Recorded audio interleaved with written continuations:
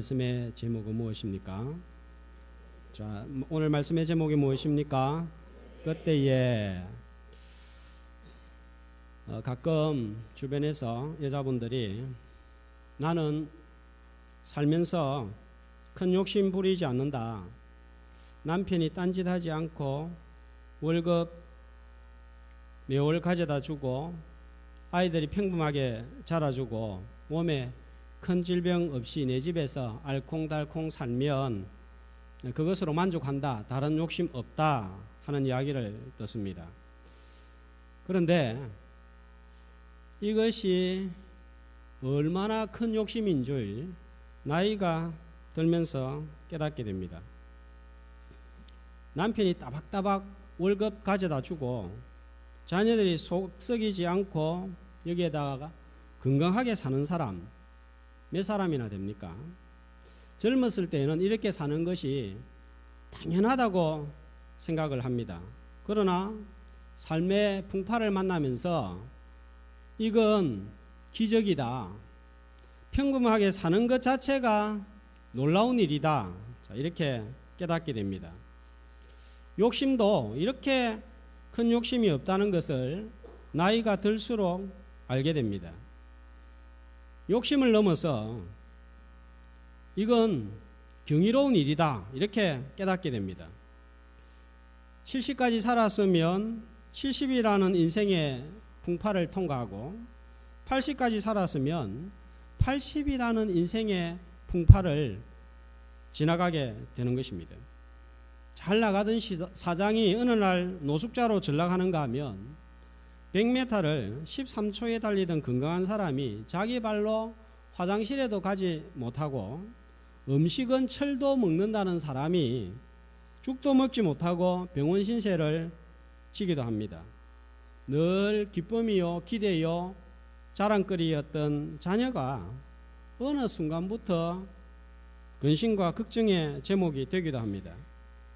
목회를 잘 하던 목회자가 어느 날 중도 하차하는 경우도 봅니다. 오늘 다시 보게 되는 수넴 여인, 어떤 삶을 살았습니까? 수넴 여인의 삶이 열왕기하 4장에 잘 소개가 되어 있습니다. 자, 수넴 여인은 남편도 있었고 경제적으로도 한때 아주 여유가 있었습니다. 그래서 하나님의 말씀을 전하는 선지자 엘리사를 잘 대접을 했습니다. 4장 8절에 보면 식사를 몇 번 대접했는지 나옵니다. 몇 번을 대접을 했죠? 4장 8절에 보면요. 한두 번이 아니었습니다. 몇 번입니까? 지나갈 때마다 그것도 집에서 대접을 했습니다.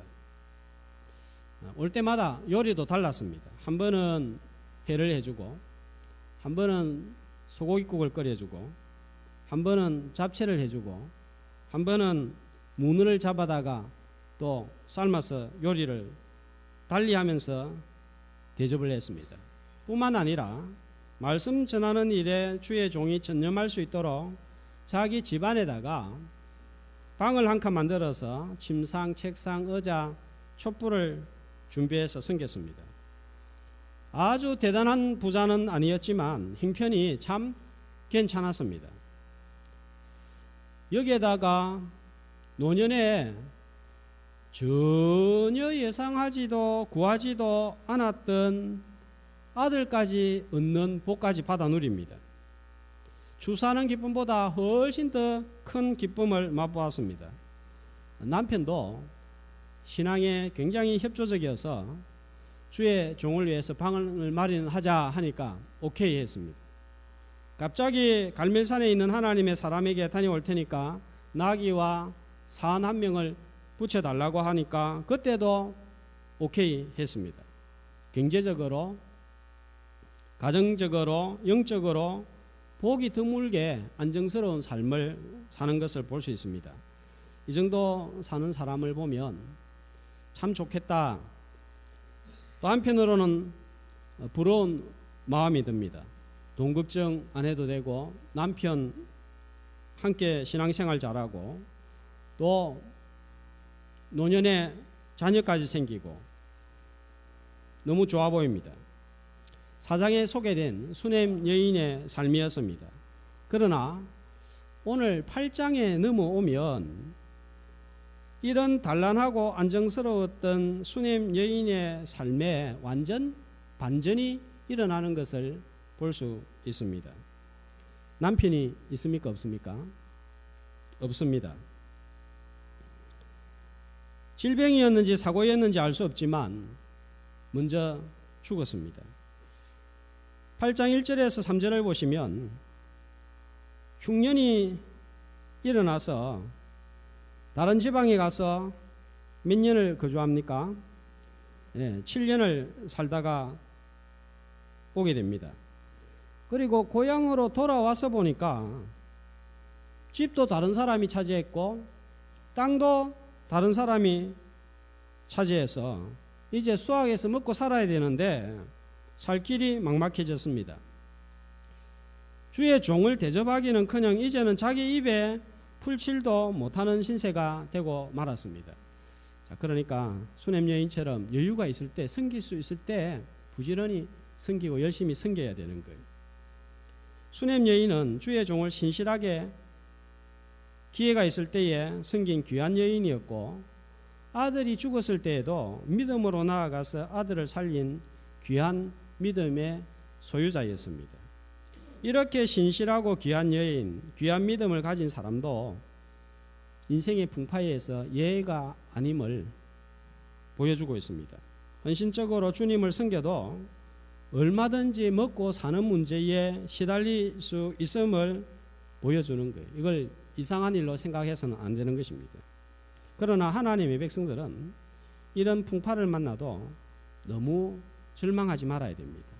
때가 되면 하나님은 반드시 찾아오셔서 도와주시고 일어설 수 있는 힘을 주시기 때문입니다. 집도 땅도 없는 수냄 여인을 하나님께서 어떻게 도와주셨는가 오늘 말씀을 통해서 살펴보면 참으로 기가 막히는 거예요. 이신론에 대해서 잠깐 말씀을 지난번에 드렸습니다. 하나님이 사랑과 우주 자연 만물을 창조하실 때에 질서와 법칙을 부여하셔서 세상이 아주 조화롭게 움직이도록 하셨지만 그 후에는 일체 관여하시지 않는다 하는 신관입니다. 그러나 엘리사의 사역과 기적에 관한 말씀을 살펴보면 참 은혜를 받는 부분이 있는데 이런 이신론 사상을 완전히 깨뜨리고 부정하는 거예요. 하나님은 창조 후에 멀리 서서 지켜보고만 계시는 분이 아니라 필요할 때면 국가의 운명이든지 개인의 운명이든지 언제든지 찾아오시고 도우시고 인도하시고 공급하시는 분이심을 선지자 제자의 아내의 가정에 기름을 공급하는 사건을 통하여서 또 이 수냄 여인에게 찾아오시는 하나님의 손길을 통해서 생생하게 보여주고 있습니다. 오늘 본문을 통하여서 하나님께서 먹고 살 길이 막혀버린 수냄 여인의 삶에 어떻게 개입하셔서 도우시는지 은혜를 나누고자 합니다. 자, 4절과 5절 말씀을 보시면 반복되는 단어가 나옵니다. 자, 4절 시작은 어떻게 되고 있죠? 그때에 5절 중반절에 보면 자, 왕에게 이야기할 때에 그때에 기가 막힌 타이밍입니다. 자, 수냄 여인에 관한 내용은 4장 1절에서 37절까지 쭉 소개가 되어지고 5장, 6장, 7장에 중간에 끊어졌다가 8장에 다시 이어집니다. 무슨 일이 일어난 것일까요? 4장 38절 말씀을 보시면 어떤 일이 이스라엘 땅에 일어났는지 소개하고 있는데 38절에 보면 어떤 일이 발생했죠? 흉년이 들었습니다. 오늘 8장 1절 말씀을 보면 기근이 들었다 또 이렇게 반복해서 알려주고 있습니다. 자, 몇 년간 기근이 들었다고요? 7년간. 자, 그래서 다른 지방에 가서 살다가 7년 뒤에 왔습니다. 그러니 자 집과 땅이 모두 다른 사람의 손에 넘어갔든지 아니면 국가의 기속이 되었든지 찾을 수가 없게 된 거예요.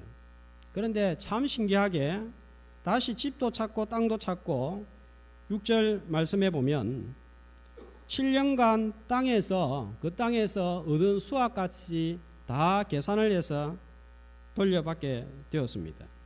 놀라운 일이 일어났습니다.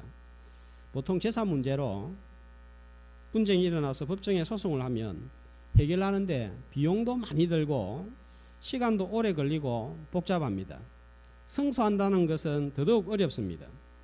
몇 년을 끌다가 화병이 나기도 하고 너무 지쳐서 포기해버리는 경우가 허다합니다. 그런데 이 여인은 원래의 재산을 전부 돌려받고 7년간 자기 땅에서 난 수확까지 다 찾았습니다. 기적 같은 일이 일어난 거예요. 집과 땅과 7년간의 수확을 찾는 과정을 한번 살펴보면 참 신기합니다. 3절에 보면 여인이 누구에게 호소를 하러 나아갔습니까? 왕에게. 당시에 왕에게 나아가서 자기 문제를 알린다는 것은 쉬운 일이 아니에요. 내가 문제가 있다고, 집과 땅을 잃었다고 청와대에 바로 들어가 가지고 해결해 주시오. 이게 쉬운 일이 아니에요. 그런데 이 여인은 왕에게 나아가서 호소할 수 있는 길이 열렸습니다. 이것만 해도 큰 은혜예요.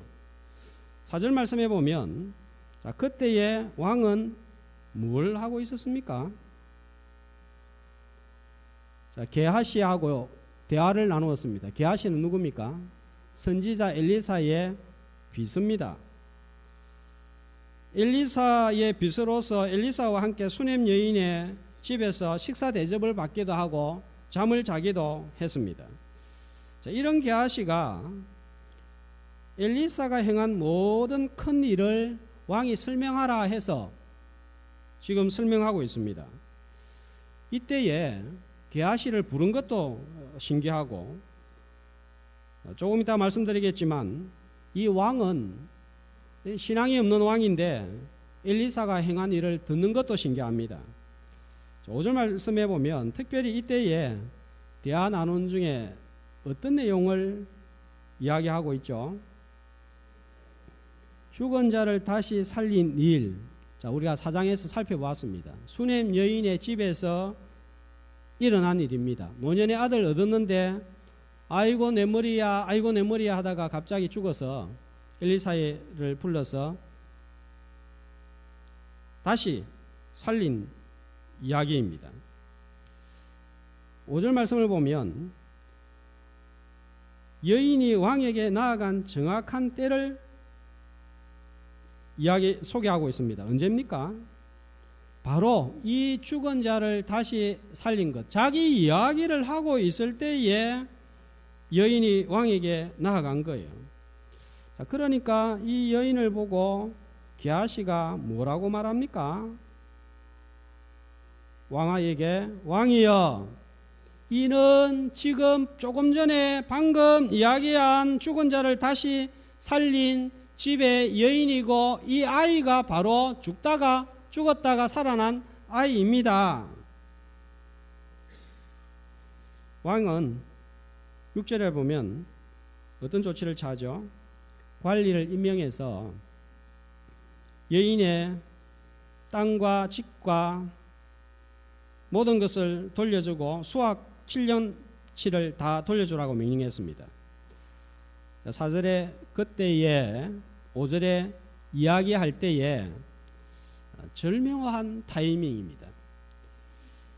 자, 맞추려고 해도 이렇게 시간과 이야기와 만남을 조작할 수가 없을 거예요. 아마 신앙생활 하신 분들은 인생에서 한 번쯤 참 이런 신기한 일을 체험한 분들이 있을 것입니다. 어떻게 이런 일이 일어날 수가 있죠? 더군다나 이때의 왕은 여호람 왕인데 3장에서 살펴본 대로 이 여호람 왕은 믿음도 없고 선지자에 대해서 관심도 없는 인물입니다. 그런데 하필 그때에 이런 왕이 선지자의 종을 부르고 그것도 엘리사가 행한 일을 물었습니다. 수넴 여인을 위하여서 모든 것이 조작된 것처럼 보입니다.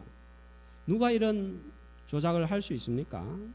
하나님께서 역사하시면 이런 일도 일어나게 될 줄 믿습니다. 이 날아가는 새들이 비행하는 모습을 바라다 보면 신비하기만 합니다. 자, 그 가운데 도요새, 바로 이 새인데요. 우리 다대포에도 날아오는 새인 것 같은데 이 새의 비행을 살펴보면 경이롭기까지 합니다. 뉴질랜드 메시 대학교 연구팀이 이 앙컷 흑꼬리 도요새 발에다가 추적 장치를 붙여서 그 비행을 연구한 결과를 발표했는데 놀랍습니다.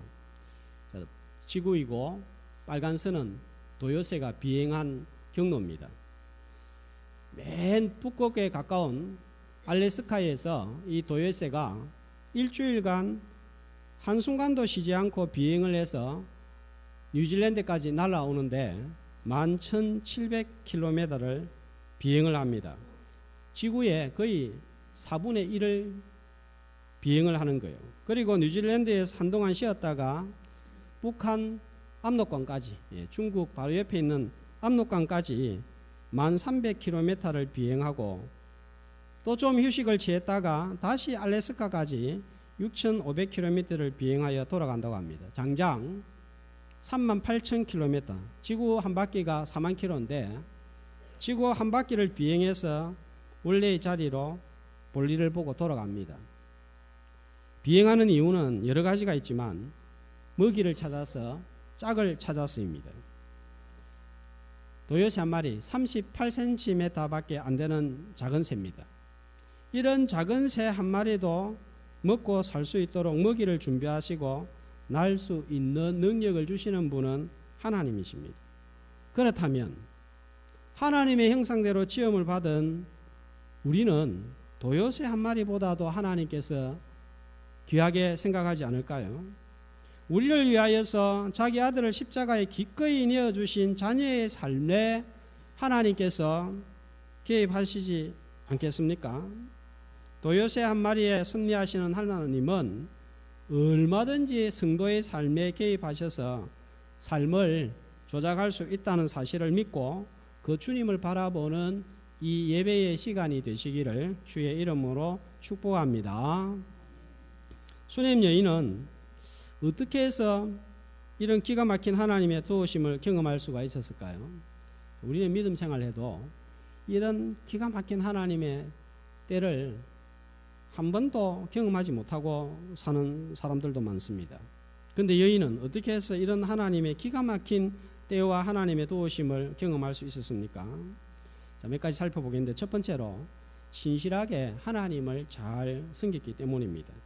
4장에서 살펴본 대로 이 여인은 어떤 여인이었다고요? 어떤 여인이었습니까? 귀한 여인이었습니다. 엘리사가 전하는 말씀이나 행하는 일을 보고 하나님의 사람인 줄 알고 음식을 제공하고 집을 제공함으로써 하나님의 일에 동참을 했습니다. 자, 그런데 남편이 죽고 집과 땅도 잃고 아들과 둘이 남았습니다. 먹고 살 길이 막혔습니다. 막다른 골목에 처했습니다. 주님을 위해서 수고하고 봉사하고 드렸는데 어려움에 빠지고 손해를 보고 더 이상 살 길이 없어 보일 수 있습니다. 이때에 너무 낭망하지 말아야 됩니다. 하나님이 그것을 보셨고 하나님께서 그것을 알고 계시고 기억하고 계시기 때문입니다.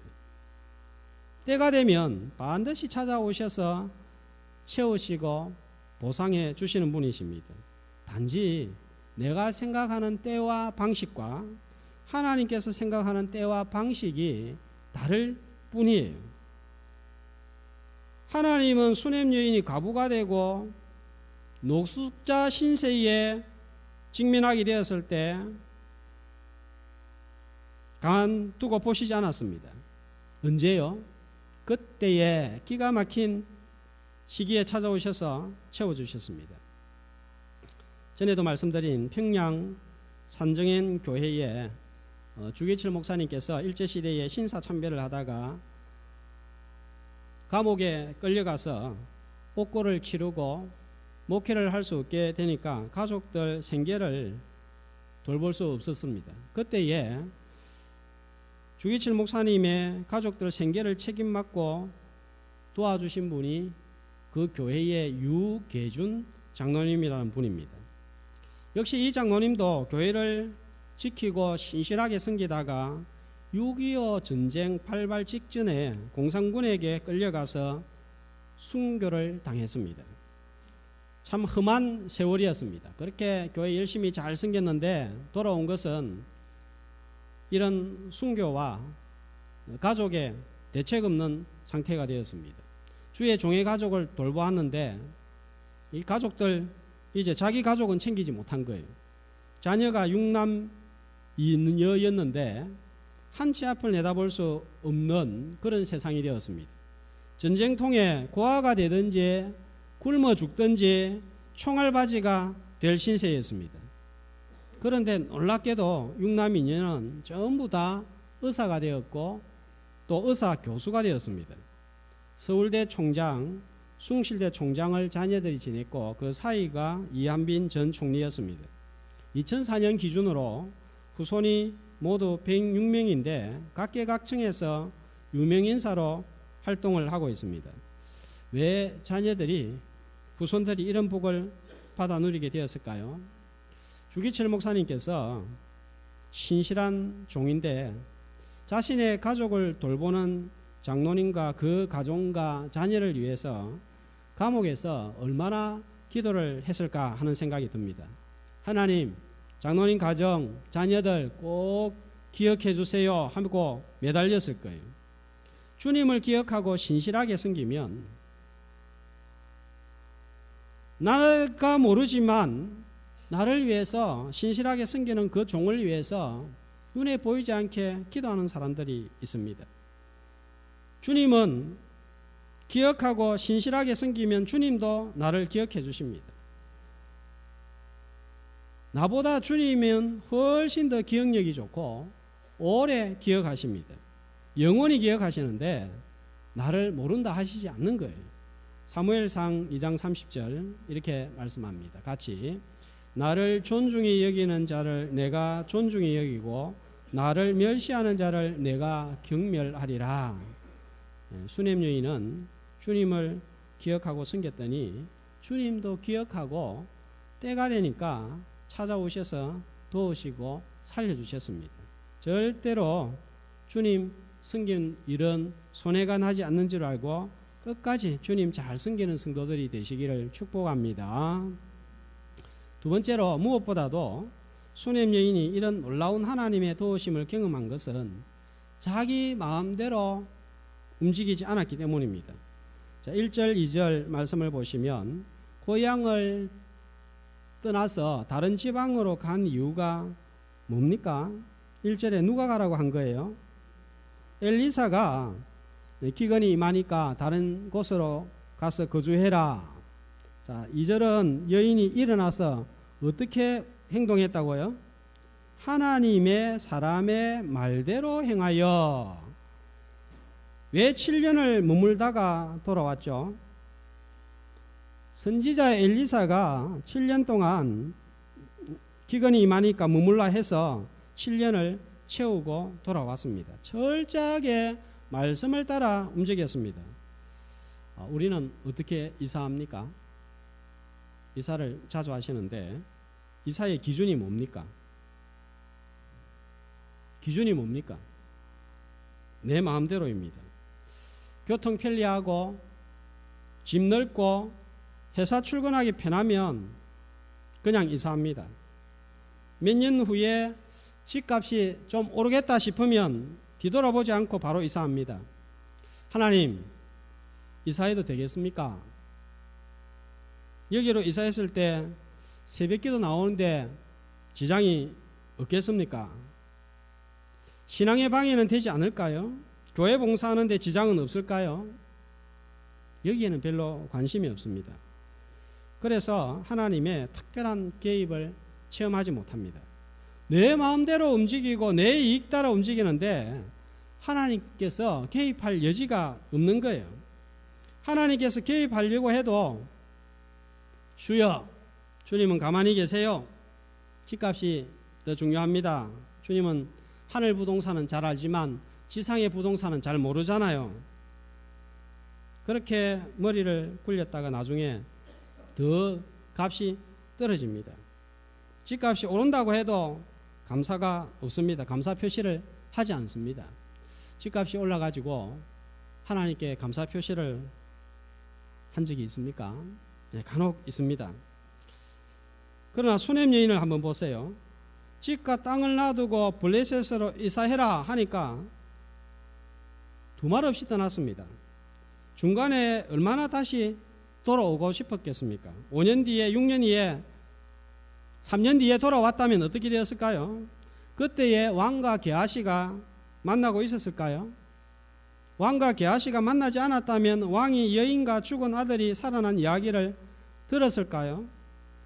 들었다고 한들 여인을 알아볼 수나 있었겠습니까? 하나님은 엘리사를 통하여 7년 후에 왜 돌아오라고 했는지 알 수가 없었습니다. 그러나 순종하여 7년을 채우고 돌아왔더니 그때에 이야기할 때에 하는 기가 막힌 타이밍 기적이 일어났습니다. 내가 시간을 정하지 말고 내가 방식을 정하지 않아야 됩니다. 전도서 3장 11절은 이렇게 말씀합니다. 같이 하나님이 모든 것을 지으시되 때를 따라 아름답게 하셨고, 때를 따라 아름답게 하시는 분은 하나님이신 거예요. 때를 따라 일을 이루시는 분도 하나님이십니다. 내가 할 일은 단지 말씀에 순종하는 것입니다. 그러면 그 후는 하나님께서 알아서 하실 거예요. 요즘 새벽기도 때 매일 성경으로 예레미야 말씀을 보고 있습니다. 계속해서 나오는 말씀이 뭡니까? 여호와의 말씀이니라, 여호와께서 말씀하셨느니라, 엄중한 여호와의 말씀이니라, 순종하면 듣고 행하면 살리라, 듣고 행하지 않으면 죽으리라, 망하리라 하는 말씀이 계속해서 엄중하게 반복이 되고 있습니다. 수넴을 떠나서 7년간 블레셋으로 다른 지방으로 가라고 했을 때 여인은 여러 가지 생각이 들었을 수 있습니다. 엘리사 선지자가 잘못 말한 것은 아닐까? 어떻게 약속의 땅을 떠나서 이방인의 땅으로 가라고 하지? 아주 오래전에 나오미가 약속의 땅을 떠났다가 베들레헴을 떠났다가 10년 만에 완전히 망해서 돌아오지 않았나? 집과 밭은 어떻게 되지? 내가 일찍 죽게 되면 노년에 얻은 아들, 이 귀한 아들 누가 돌보지? 계산하거나 따지지 않았습니다. 수넴 여인은 뒤돌아보지 않고 순종했습니다. 순종하면 손해볼 수도 있고 망할 수도 있습니다. 그러나 하나님은 망하지 않습니다. 그래서 순종하면 우리가 망할 수가 없는 거예요. 망하지 않으시는 하나님께서 순종을 기억하시고 우리를 돌보시기 때문입니다. 뭘 따라 손을 움직이고 발을 움직이고 있습니까? 순종함으로 기가 막힌 그때를 경험할 수 있기를 주의 이름으로 축복합니다. 다음에 이 하나님을 섬기고 순종하고 3절에 보면 여인이 문제 해결을 위하여서 한 일이 뭐였죠? 왕에게 나아가는 거예요. 할 수 있는 모든 것을 다 한 것입니다. 왕에게 나아갈 일은 엄두도 내지 못할 일이었는지도 모릅니다. 그러나 자기 형편에서 할 수 있는 최고의 일, 왕 앞에까지 나아가는 모든 방법을 다 동원한 것을 볼 수 있습니다. 마지막으로 생각해 봐야 하는 것은 하나님은 왜 이렇게 복잡하게 은혜를 주시느냐 하는 것입니다. 하나님 잘 생겼으니까 그냥 아들 주고 양식이 없으면 선지자의 아내처럼 빈 그릇 빌려오라 해서 기름 채워가지고 팔아서 이익을 남겨서 살게 해주면 되고 이러면 되는데 왜 아들을 죽였다가 다른 지방으로 이사를 가라 하고 그것도 1년 2년도 아니고 7년이나 있다가 돌아오라고 합니까? 재산을 줄 때는 언제일고 또 앗아갈 때는 언제입니까? 왜 이렇게 하나님이 복잡하게 하는가요? 하나님은 귀한 여인을 왜 이렇게 고생을 시키는 걸까요? 귀한 여인이기 때문입니다. 귀한 것을 주고자 하기 때문입니다. 우리 관심은 늘 어디에 있습니까? 아들 없으면 아들 얻는 거예요. 아들이 죽었으면 살리는 것입니다. 흉년은 필요 있습니까? 없습니까? 우리한테 흉년은 필요 없습니다. 뭐만 필요합니까? 풍년 7년만 필요하지 흉년 7년은 필요 없는 거예요. 집과 땅을 잃었으면 찾기만 하면 되는 것입니다. 내가 필요한 것만 얻으면 되고 필요 없는 것은 없어지면 할렐루야 이거예요. 그러나 하나님의 관심은 어디에 있는 줄 아세요? 우리는 이 과정이 별로 중요하지 않습니다. 결론이 중요합니다. 그러나 하나님은 과정을 통하여서 목적하는 바가 있는 거예요. 하나님은 귀한 사람일수록 하나님 가까이에 머물러 있어서 하나님과 깊이 교제하고 동행하는 믿음의 사람이 되기를 원합니다. 그래서 하나님께서 사용하는 방법은 우리가 원하는 방식하고 좀 많이 다릅니다. 하나님은 뭐 자꾸 달라고 하고 이 일이 이루어져야 되는데 하면 뭐라고 말씀합니까? 지금은 아니다. 나중에 보자. 좀 기다려라. 하나님 많이 기다렸는데요. 좀 더 기다려라. 시련, 테스트, 단련 이런 방법과 과정을 통하여서 하나님을 붙드는 믿음의 사람으로 만들어 가기를 원하는 거예요. 그리고는 우리를 믿음의 전당에 보기 좋게 딱 전시하기를 원하시는 것입니다. 아들의 죽음, 남편의 죽음, 7년, 흉년, 고향 떠나는 것, 집과 땅을 잃은 것 하나같이 우리가 원하는 것이 아닙니다. 그런데 하나님은 여인에게 이런 것들을 보내셨습니다. 왜일까요? 자, 4장 28절 말씀을 보시면 아들이 죽었을 때 여인이 엘리사 선지자에게 찾아가서 뭐라고 합니까? 뭐라고 그러죠? 내가 달라고 했습니까? 나를 속이지 말라고 하지 않았습니까? 원망하는 말을 합니다. 왜 주었다가 이렇게 빼앗아 갑니까? 왜 이렇게 기뻐하게 했다가 슬픔의 바닥으로 떨어지게 합니까? 지금은 7년간 고생하고 집과 땅도 잃었고 남편도 죽었습니다. 어떤 말을 내뱉습니까? 원망이 없습니다. 내가 언제 떠나려고 했습니까? 7년 있다가 왔더니 내 신사가 이게 뭡니까? 이렇게 말하지 않았습니다. 믿음이 더 깊어진 것을 볼 수 있습니다. 그리고 수천 년이 지난 후에 이 여성의 이야기가 나옵니다. 신약에 나옵니다. 어디에 나오죠? 어디일까요? 히브리서 11장 33절 같이 여자들은 자기의 죽은 자들을 부활로 받아들이기도 하며 이 말씀 앞에 기라성 같은 믿음의 영웅들의 이름이 쫙 나열이 됩니다. 기드온, 바락, 삼손, 입다, 다윗, 사무엘 그 뒤에 나오는 또 한 사람 이름은 밝히지 않습니다. 그러나 내용은 밝히고 있습니다.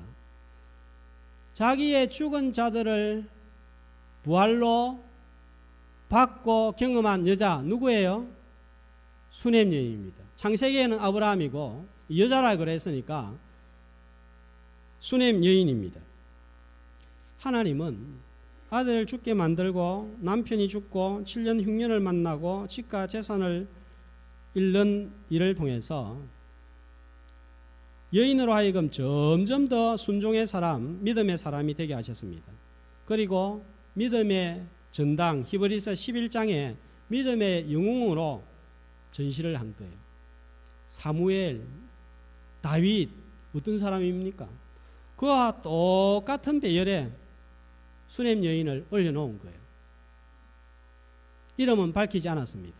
뭘 우리에게 교훈하기 위해서일까요? 이름은 몰라도 이 여인이 어떤 외모였는지는 몰라도 얼마든지 믿음의 영웅의 반열에 올라설 수 있다 하는 것을 보여주었습니다. 7년 흉년이 없었다면 육신적으로 안락하고 편안한 세상의 영웅은 되었을지 모르지만 하늘에서 빛나는 믿음의 영웅은 될 수 없었을 것입니다. 7년이 있었기에 흉년 7년이 있었기에 믿음의 영웅의 반열에 올랐습니다. 이런 사람을 하나님은 귀하게 보시고 기가 막힌 그때에라는 시간과 방식으로 찾아오셔서 도우십니다. 혹시 7년 흉년 같은 어려움에 빠져 있지 않습니까?